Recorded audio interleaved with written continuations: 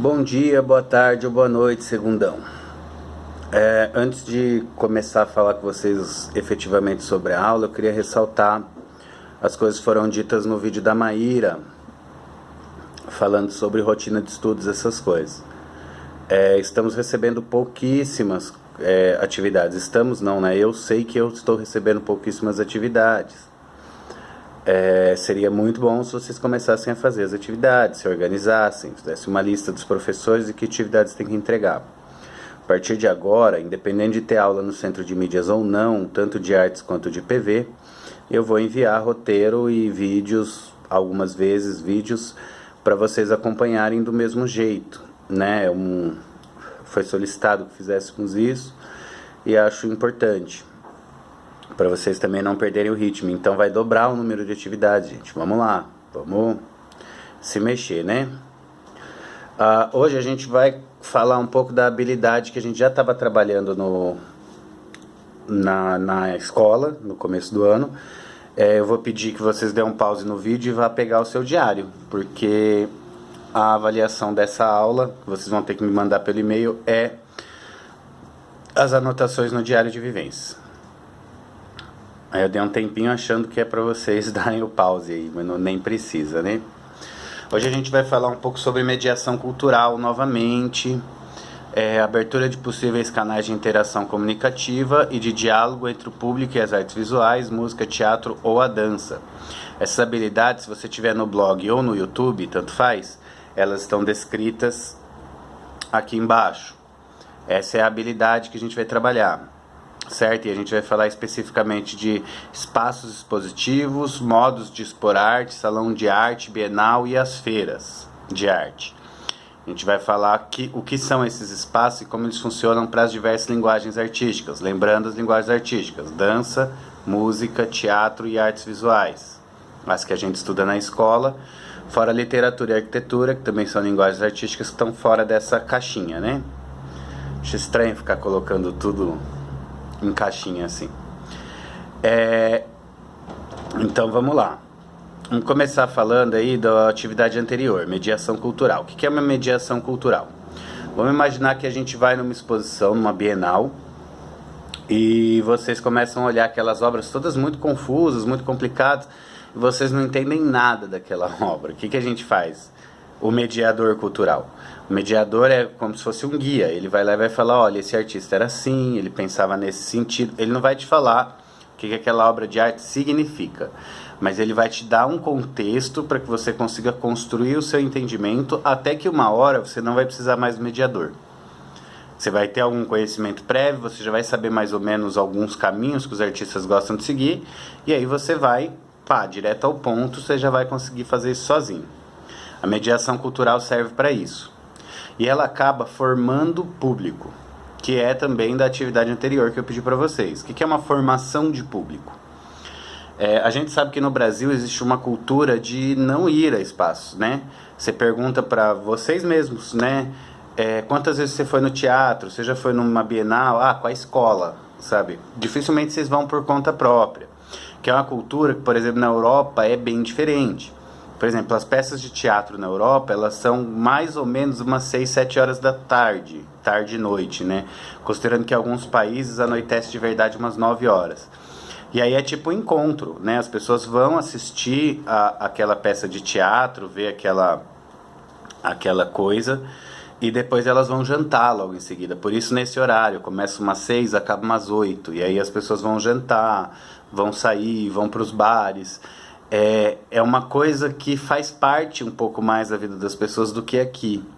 E aí existe essa briga, essa tentativa dos artistas, dos estudiosos da arte, de todas as pessoas que se preocupam com cultura, em construir um público, em mostrar para as pessoas o quanto é prazeroso ir até a arte, prazeroso assistir uma peça de teatro, ir numa exposição, né? A música, ela ainda já está um pouco mais avançada nesse sentido, porque as pessoas vão nos shows, existe música nos bares, tem aí uma série de coisas e de lugares que dá para trabalhar com essa questão da música, mas ainda precisa formar mais para outro tipo de música, né? Porque a galera vai numa coisa muito popular, e esquece que existem milhões de gêneros musicais e que todos eles têm as suas qualidades e não necessariamente seus defeitos, mas as coisas que no gosto não caem muito bem.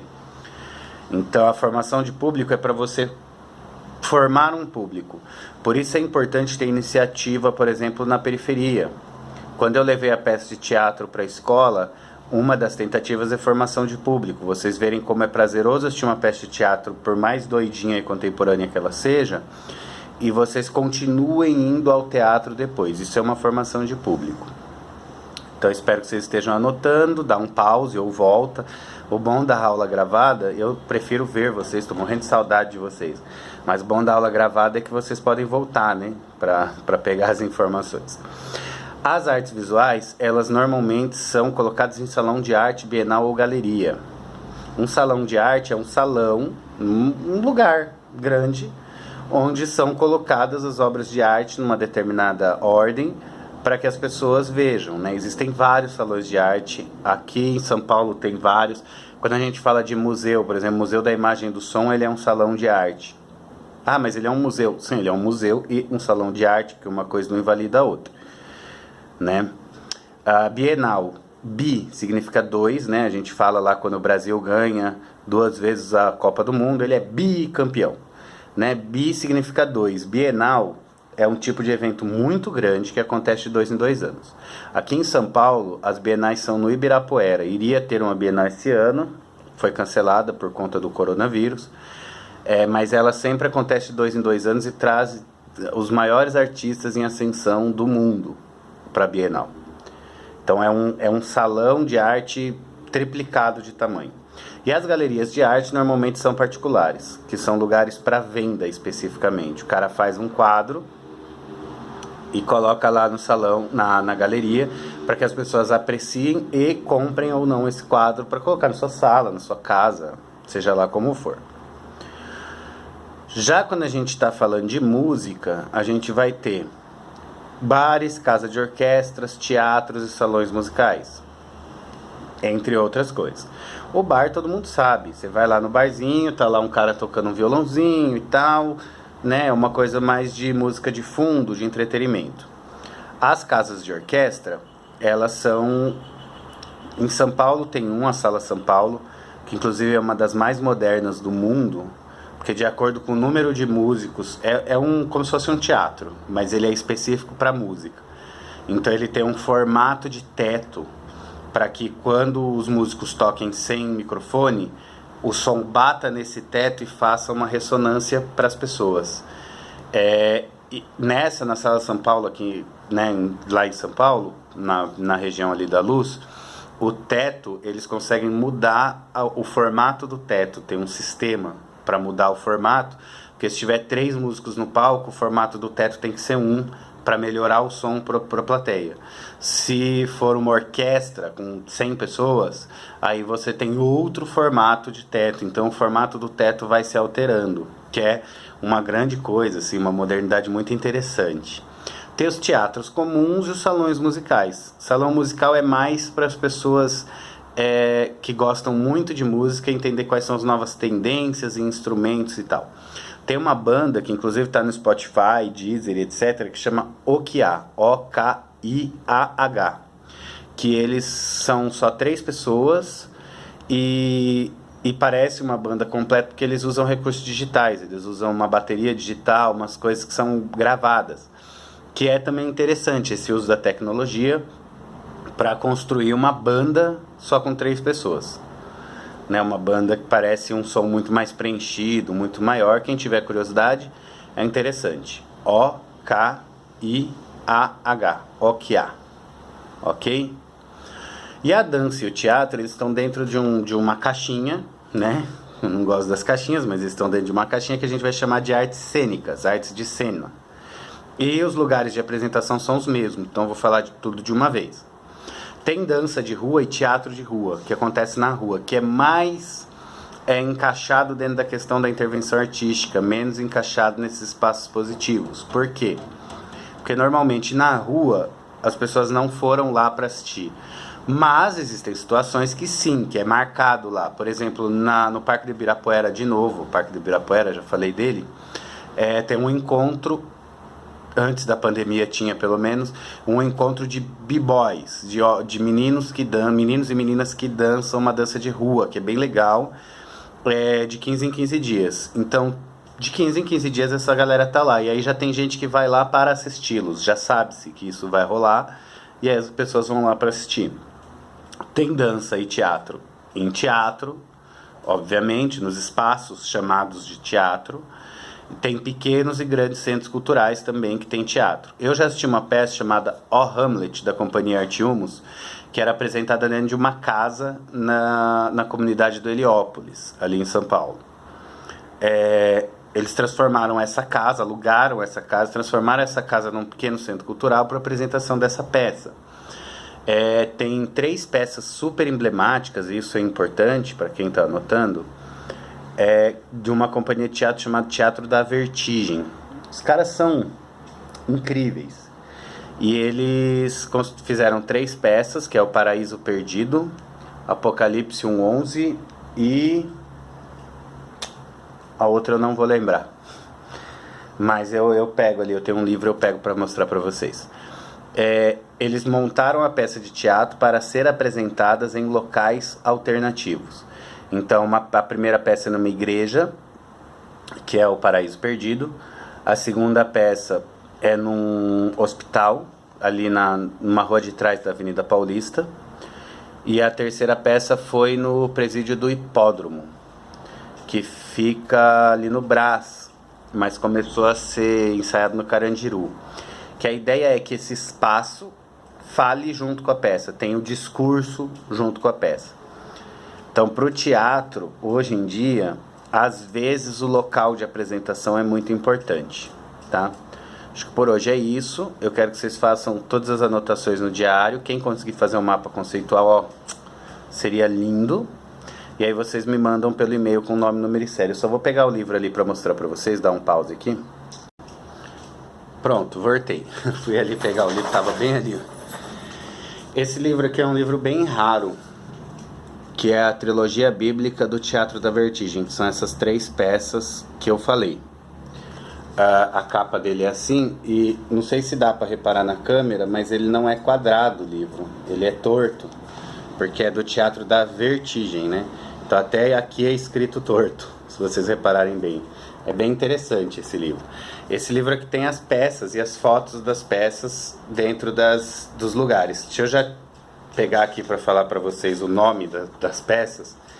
Como eu disse, a primeira, que era na igreja da Santa Ifigênia, chamava Paraíso Perdido. A segunda, que era no hospital psiquiátrico, num hospital, né, que a ideia é que fosse psiquiátrico, chama o Livro de Jó. E a da prisão chama Apocalipse 1:11, que eu já tinha inclusive falado para vocês sobre ela, porque 111, né, 1:11 é o número de pessoas que morreram oficialmente no massacre do Carandiru, que a gente já falou disso também em outro momento. Talvez com o livro aberto assim dá pra ver como ele é torto, né? Na parte de baixo aí. Deixa eu pegar umas fotos aqui, ver se eu consigo achar uma foto legal. Deixa eu dar outro pause aqui pra vocês não ficarem esperando. Obviamente vocês nunca vão assistir essas peças porque elas acabaram há muitos anos, né? Elas foram apresentadas, isso é uma característica do teatro, né? Que ele é efêmero. Ele acontece naquele momento e nunca mais vai ser igual. Mas o cara apresenta 10 anos. Tudo bem, mas cada apresentação vai ser diferente. Tanto que o Matheus Nastergaile, que fez aquele O Alto da Compadecida, que a maioria das pessoas conhecem ele por esse trabalho, ele era um dos atores do Teatro da Vertigem. Essa foto aqui é do Paraíso Perdido. Podem ver o espaço, é uma igreja.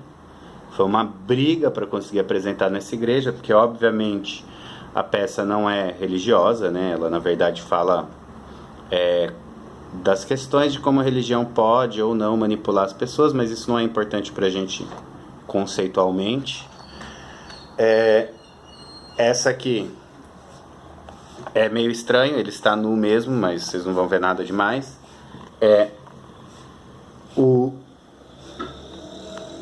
A segunda peça, que é o Livro de Jó.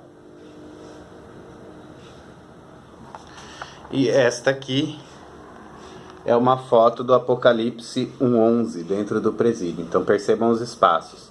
Essa peça do presídio, por exemplo, se for apresentada em qualquer outro espaço, como foi, ela perde um pouco da potência do discurso dela.